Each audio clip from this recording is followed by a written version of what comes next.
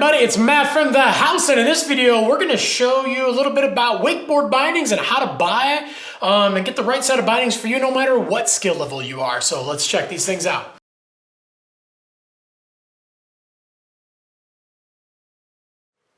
All right, so boots, bindings, they're the same thing when it comes to a wakeboard. Some companies call them boots and some companies call them bindings, but at the end of the day, they all do the exact same thing. So right off the bat, there's a wide range of prices, and there's also a wide range of sizes as well when it comes to wakeboard bindings.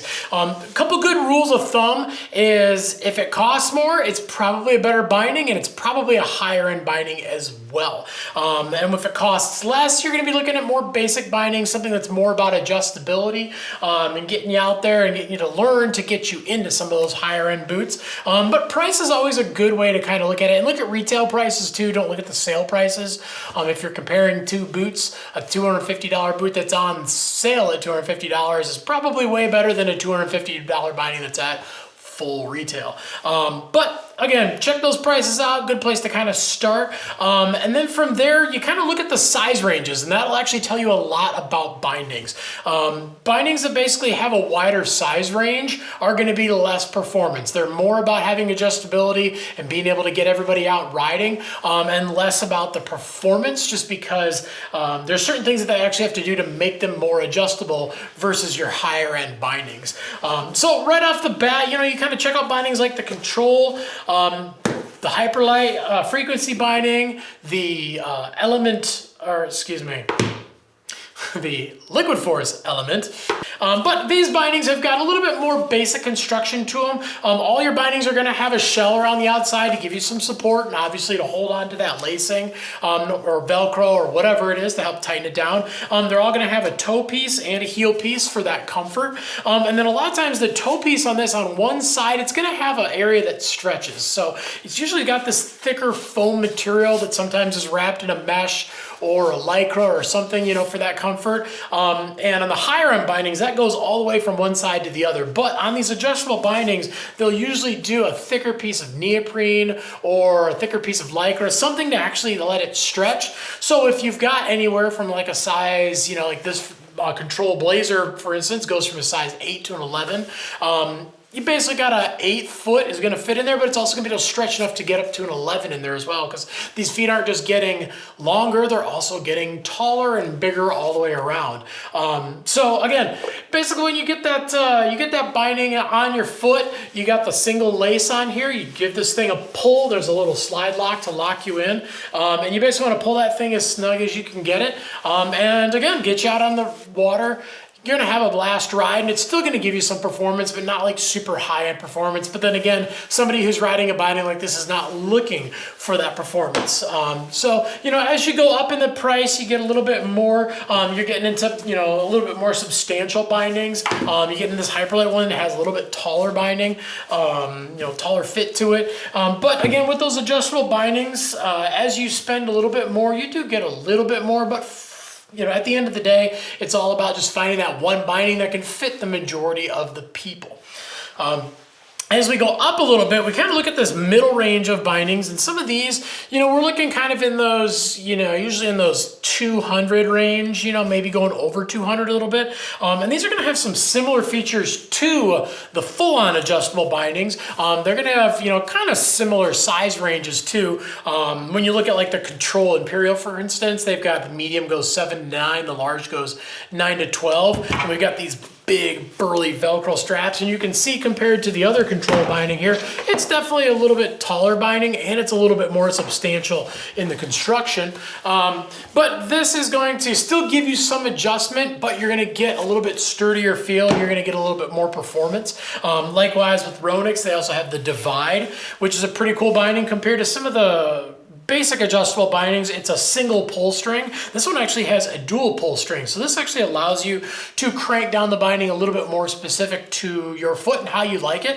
It's going to have a little sturdier base plate too. And then when you go up to the Anthem, this thing's a pretty rad binding. It's actually a $340 binding. And you do have a little bit of a size range. I think the medium size is like a 7.5 to 11.5, and then 10.5 to 14.5 on the bigger side. size. So you still get a good size range, but this thing has got a good beefy upper to it. And then the strap system on it is pretty cool. They actually have the strap system that kind of zigzags across the boot, and there's 3 different spots on there, so you can really fine tune this thing and crank it down. So this is something that's nice if you've got some, let's say you've got some more experienced riders, but you still need a boot that can fit a little bit wider range.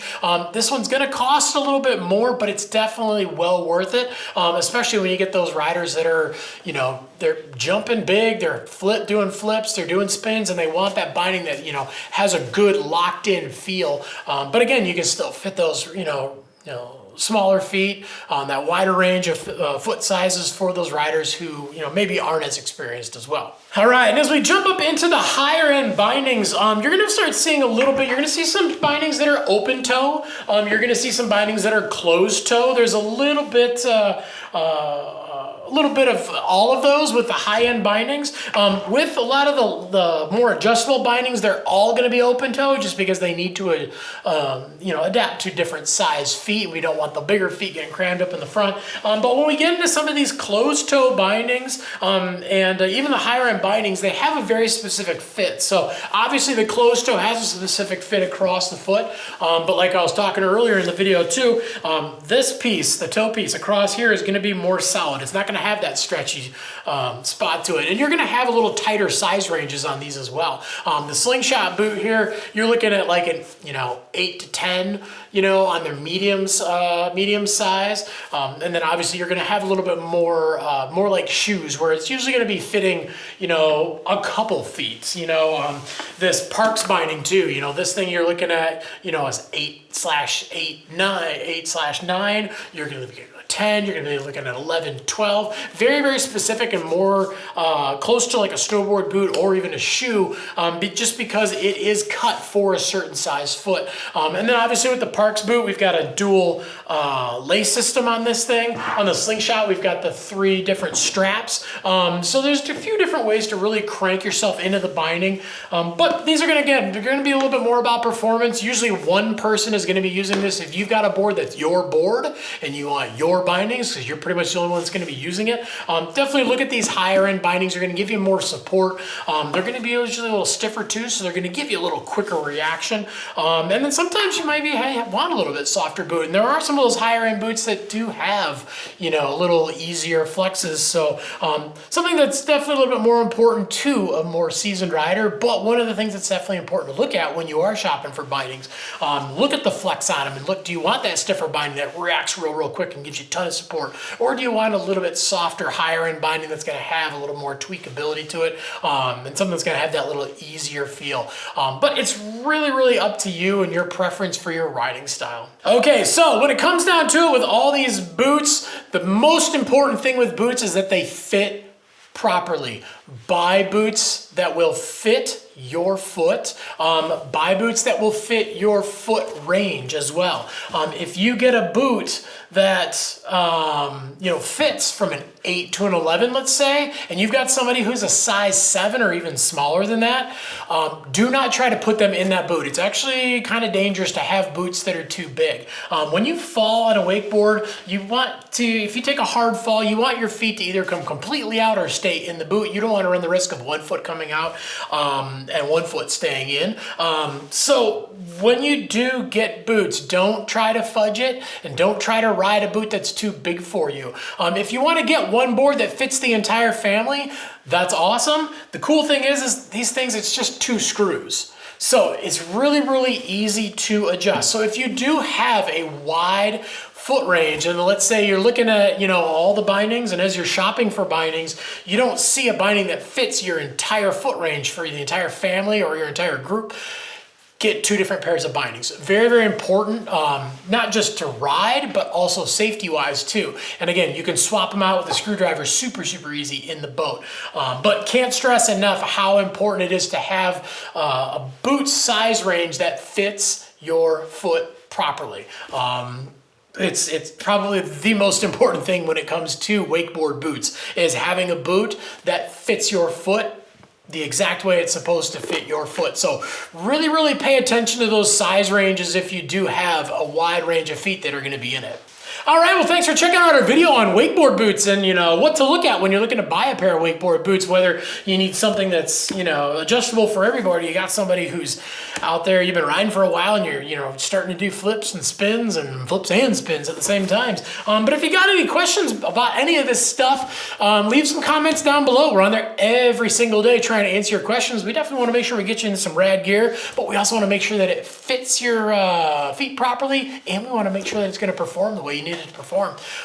Make sure to like, subscribe, and definitely get that bell on too so you can find out when all the new videos drop. And yeah, whether you need a boot to fit a ton of people to get out and learn how to ride, or whether you've been riding for a long time, get yourself a set of boots, mount them up, and get out and ride. Because any day of riding is a good day of riding.